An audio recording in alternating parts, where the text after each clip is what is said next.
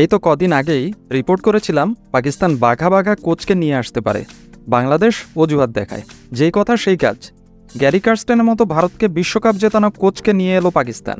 সাদা বলের ক্রিকেটে তিনি এখন বাবর আজমদের গুরু, আর লাল বলের বনেদি ঘরানার টেস্ট ক্রিকেট শেখাবেন অজি পেসার জেসন গিলেস্পি।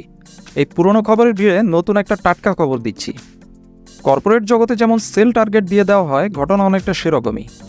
সম্প্রতি সাদা বলের ক্রিকেটে নেতৃত্বের দায়িত্বে ফিরিয়ে আনা হয়েছে বাবর আজমকে, আর সামনে নতুন লক্ষ্য স্থির করে দিলেন গ্যারি কার্স্টেন। জানালেন 2 বছরে অন্তত একটা ট্রফি জিততেই হবে তাদের। চলুন দেখে নেই কি ট্রফি জেতার সুযোগ আছে সামনের 2 বছরে।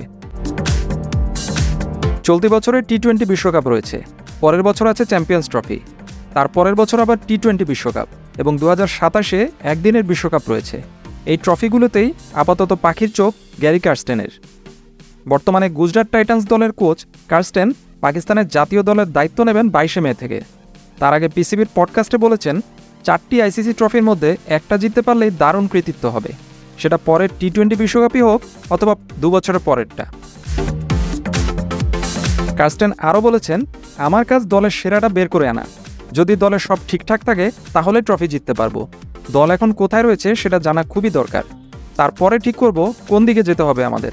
তবে আইসিসি ট্রফি জেতা খুবই দরকার। টি-20 বিশ্বকাপের আগে প্রস্তুতির জন্য কম সময় কার্স্টেনের কাছে চিন্তার বিষয়।